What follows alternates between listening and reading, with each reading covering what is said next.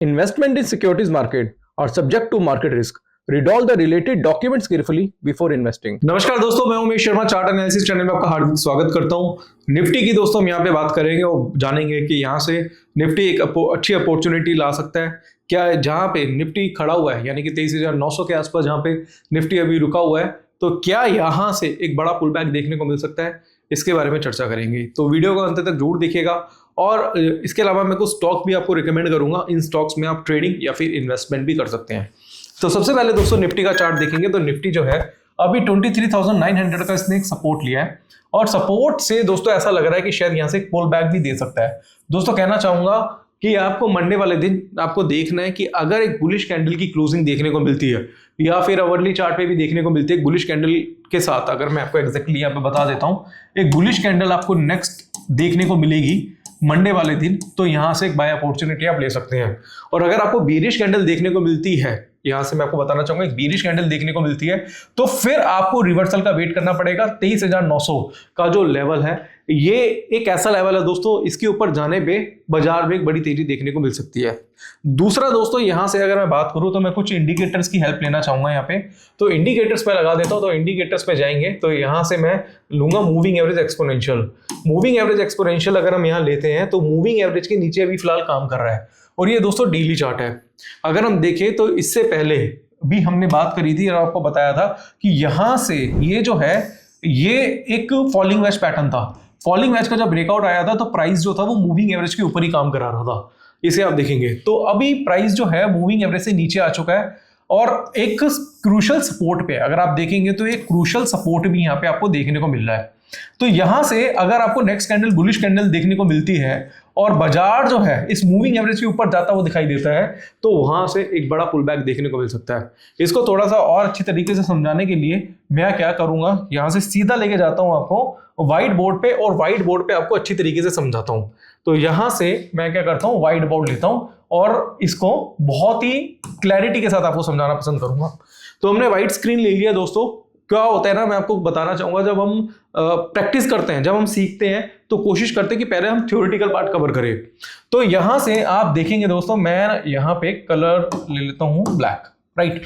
अब होता क्या है कि हम देख रहे हैं निफ्टी का चार्ट कुछ इस तरीके से नीचे आया, ऐसे देखेंगे तो ये क्या था, एक फॉलिंग वेज पैटर्न देखने को मिला था और फॉलिंग वेज का ब्रेकआउट देखने को मिला। ब्रेकआउट के बाद बाजार कुछ इस तरीके से चल रहा है, मान के चलिए इस तरीके से चल रहा है, ठीक है। ये रेजिस्टेंस लेवल है 23,900 का, यहां पे हम देख देते हैं 23,900 का एक रेजिस्टेंस है, राइट। बाजार ऊपर गया, ब्रेकआउट दिया, इसके साथ साथ अगर आप देखेंगे तो एक मूविंग एवरेज भी चल रही है। यहां पे देखेंगे एक मूविंग एवरेज भी यहां से चल रही है। जब ब्रेकआउट आया था तो यहां पे भी एक मूविंग एवरेज थी। अब प्राइस जो है यहां से वापस आके ये मूविंग एवरेज कुछ इस तरीके से चल रही है और प्राइस वापस से ऊपर से नीचे की तरफ आ चुका है। इधर ये 23,900 के आसपास आ चुका है, यानी कि अपना जो पुराना सपोर्ट है उसको रिटेस्ट कर रहा है। अब ये मूविंग एवरेज इसके साथ साथ चल रही है। अब नेक्स्ट ट्रेडिंग सेशन में अगर आपको बुलिश कैंडल देखने को मिल जाती है, और बुलिश कैंडल अपने मूविंग एवरेज का हाई ब्रेक कर देती है या मूविंग एवरेज के ऊपर क्लोज कर देती है, तो आपको दो कंफर्मेशन मिल जाएगी। एक तो पुल बैक देखने को मिल गया, राइट। दूसरा जो मूविंग एवरेज है उसके ऊपर क्लोजिंग हो गई, तो आपको पैटर्न और इसके अलावा इंडिकेटर की कंफर्मेशन मिल जाएगी और उसके अकॉर्डिंगली आप फिर से अपनी बाइंग अपॉर्चुनिटी ले सकते हैं। और इसके साथ साथ मुझे लगता है कि बाजार जो है 25,300 26,000 के रेट्स जो हैं बहुत जल्दी दिखा सकता है। दूसरी कंडीशन ये हो सकती है, हम यहाँ पे इसको ड्रॉ करते हैं। दूसरी कंडीशन ये होती है कि मान के चलिए ये क्या है, एक रेजिस्टेंस लेवल है, बाजार ऊपर गया, वापस ही नीचे की तरफ आ रहा है, अभी एक बीरिश कैंडल बनी है यानी कि सपोर्ट पे है। हो सकता है यहां से बाजार फिर से नीचे की तरफ जाए, अपना जो सपोर्ट है उसको ब्रेक कर दे, वो ब्रेक करने के बाद जब ये पुल बैक देगा तो ये एक अच्छी खासी बाय अपॉर्चुनिटी आपके लिए हो सकती है। वहां से भी आप क्या कर सकते हैं, इसमें बाइंग बना सकते हैं। ये कल भी गिरावट देखने को मिली थी 200 पॉइंट के आसपास की, आज भी 300 पॉइंट की गिरावट देखने को मिली है। तो ऑलमोस्ट अगर आप देखें तो 500 पॉइंट गिर चुका है लगातार, 3 दिन से बाजार जो है वो गिर ही रहा है। तो यहाँ पे आपको कहना चाहूंगा दोस्तों कि ये ऐसा होता है, ऐसा नहीं है कि ऐसा नहीं होता, बाजार गिरता भी है। लगातार 3 दिन से बाजार गिर ही रहा है और कल 200 पॉइंट की गिरावट थी, और आज 300 पॉइंट की गिरावट देखने को मिल रही है। बट क्या होता है कि कभी भी गिरावट देखने को मिलती है तो एक अपॉर्चुनिटी भी लेकर आती है आपको इसके साथ साथ। तो यहाँ पे कहना चाहूंगा ये एक अपॉर्चुनिटी आप ले सकते हैं अगर एक बार पुल बैक देखने को मिलता है या फिर बुलिश कैंडल देखने को मिलती है और मूविंग एवरेज के ऊपर भी जाता है तो यहाँ से आप क्या कर सकते हैं, बाइंग पोजीशन बना के चल सकते हैं। तो ये एक लर्निंग के हिसाब से मैं आपको बता रहा हूँ। और इसके अलावा आप मूविंग एवरेज देखें या वॉल्यूम इंडिकेटर देखें तो आपको काफी ज्यादा हेल्प मिलेगी। इसके अलावा मैं एक काम और करता हूँ, यहाँ पे ना वॉल्यूम्स भी लगा देता हूँ। मैं यहाँ पे जाता हूँ और वॉल्यूम्स लगा देता हूँ। अब ये वॉल्यूम आपको देखने को मिले। अब वॉल्यूम्स के एनालिसिस अगर आप करें तो वॉल्यूम्स क्या देखने को मिल रहे हैं, वॉल्यूम लगातार 3 जो बीरिश कैंडल देखने को मिल रहे हैं तो वॉल्यूम हाई है। ठीक है, अगर आप चाहे तो वॉल्यूम इंडिकेटर में अगर मैं यहाँ पे दिखाना चाहूँ तो वॉल्यूम में ही मैं यहाँ पे दिखा देता हूँ। एक सेकंड रुके, वॉल्यूम बार भी लगा देता हूँ ताकि समझने में काफी ज्यादा आसानी रहे। ये सेटिंग पे गया, मैं स्टाइल पे गया इसके, और ये मैंने इसके बार भी लगा दिए। ये एक बार है, ठीक है, ये एक एवरेज बार है। अगर आप देखेंगे तीनों वॉल्यूम जो है फर्स्ट सेकंड थर्ड, ये आप देखेंगे फर्स्ट सेकंड थर्ड तीनों में वॉल्यूम बहुत ज्यादा हाई है। ध्यान में रखना वॉल्यूम्स क्या आते हैं, बहुत ज्यादा हाई है। ये बुलिश कैंडल में जितने वॉल्यूम थे उससे ज्यादा वॉल्यूम्स आपको यहाँ पे देखने को मिले हैं। राइट, आपको यहाँ पे बहुत ज्यादा वॉल्यूम देखने को मिला था, इस कैंडल में वॉल्यूम काफी था, इस कैंडल में वॉल्यूम काफी था, इस बुलिश कैंडल में वॉल्यूम काफी था। ये बेरिश कैंडल जो है इसमें वॉल्यूम काफी ज्यादा था, बुलिश कैंडल में काफी ज्यादा वॉल्यूम था। बट ये 3 बेरिश कैंडल आप देख रहे हैं, यहाँ पे 3 बेरिश कैंडल बनी है, इनमें जो वॉल्यूम है मैं सब हटा देता हूं। इन वॉल्यूम को अगर हम देखें इससे पहले जो प्रीवियस वॉल्यूम्स थे वो उससे थोड़े से कम है। अगर नेक्स्ट कैंडल बुलिश देखने को मिल जाती है और फिर से एक वॉल्यूम जो है, वॉल्यूम एक बड़ा वॉल्यूम आपको देखने को मिलता है जो कि ये 3 जो बार्स हैं, आपको जो बार्स हिस्टोग्राम देखने को मिले उससे हायर साइड में है, तो इसका मतलब ये है कि वॉल्यूम की जो कंफर्मेशन है वो भी काफी आपको तो वॉल्यूम की कंफर्मेशन भी आपको यहाँ पे मिल जाएगी। उसको थोड़ा सा ध्यान रखना पड़ेगा। वॉल्यूम के ऊपर अगर आप चाहते हैं कि अलग से वीडियो बनाना, तो अगर आप चाहे तो मैं इसके ऊपर वीडियो बना दूंगा। इसके अलावा भी वॉल्यूम में और भी ज्यादा एनालिसिस होती है, उसको भी थोड़ा सा सही से समझना पड़ता है। आप वॉल्यूम को हमेशा ना पॉइंट करके देखिए। जैसे एग्जांपल के तौर पे मैं अगर आपको दिखाऊं तो ये क्या है, ये कंसोलिडेशन एरिया है, मतलब थोड़ा बहुत नीचे बाजार आ रहा है, कंसोलिडेशन एरिया। तो वॉल्यूम्स आप देख सकते हैं कैसे है, ठीक है, थोड़े लोअर साइड में ही है। अगर आप देखेंगे बाजार तेजी से नीचे गिरा तो 3 बार बड़े बने, यानी कि अगर आप देखेंगे वो प्रीवियस वॉल्यूम से हायर साइड में था। अगर आप इसको बहुत अच्छी तरीके से समझना है तो यहाँ पे मैंने एक एवरेज, यहाँ पे एक इंडिकेटर भी लगाया हुआ है, एवरेज बार भी लगाई हुई है कि इसकी एवरेज क्या है, मतलब वॉल्यूम्स की क्या एवरेज क्या आती है। कभी भी इसके एवरेज को क्रॉस करता है, चाहे बेरिश कैंडल बने चाहे बुलिश कैंडल बने, और जो भी बेरिश या बुलिश बार बन रहा है वो इस एवरेज को क्रॉस करता है, इट मींस की वॉल्यूम्स जो है वो बहुत ज्यादा पॉजिटिव है। इसका एक एग्जांपल और देता हूं। जैसे ये देखेंगे, ये बार जो था वो एवरेज से ऊपर था। इसके बाद अगर आप देखेंगे रैली कौन सी देखने को मिली, आपको पॉजिटिव रैली देखने को मिली। इस चीज को भी आप नोटिस करिएगा। यहां पे देखेंगे ये जो बेरिश बार बना था उसने क्या एवरेज को ब्रेक कर दिया, यहां से देखेंगे, उसके बाद एक बेरिश रैली देखने को मिली। तो जब भी कोई ट्रेंड की शुरुआत होती है तो वहां पे आप वॉल्यूम्स बार भी देख सकते हैं, और वॉल्यूम्स बार के साथ साथ आप एवरेज को भी देखें कि कभी किसी वॉल्यूम ने, यानी कि वॉल्यूम बार ने किसी एवरेज को ब्रेक कराया नहीं, यानी कि वहां से जो ट्रेंड है वो पूरी तरीके से चेंज भी हो सकता है।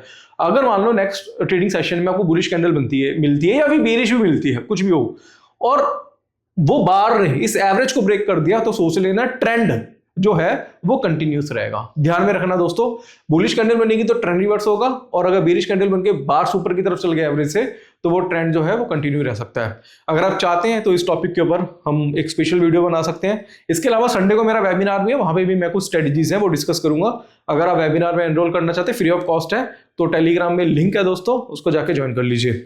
इसके अलावा दोस्तों मैं क्या करता हूं, यहां से मैंने निफ्टी के बारे में बताया, बैंक निफ्टी को देख लेते हैं। बैंक निफ्टी 215 पॉइंट की गिरावट हमें देखने को मिली है, 215 पॉइंट की गिरावट है। और यहाँ पे दोस्तों कहना चाहूंगा कि एक पैटर्न फॉर्म हो चुका है यहाँ पे, इसको बोलेंगे दोस्तों बेरिश हैरामिक कैंडलस्टिक पैटर्न बोल सकते हैं, और इसके साथ साथ इसकी सेलिंग की कंफर्मेशन आ चुकी है।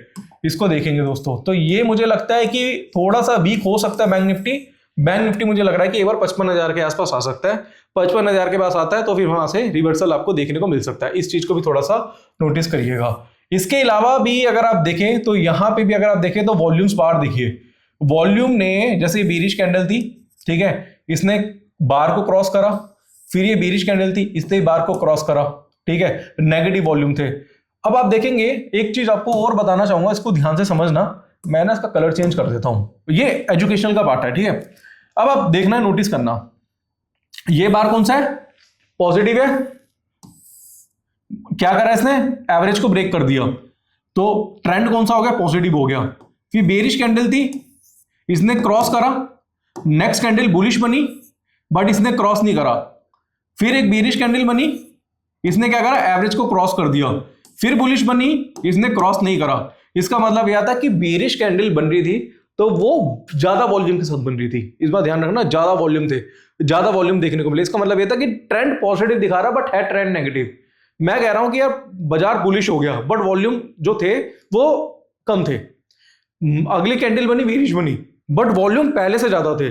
तो यानी कि सेलिंग प्रेशर ज्यादा है, तो सेलिंग प्रेशर ज्यादा है तो बाजार तेजी से नीचे की तरफ गिर रहा है।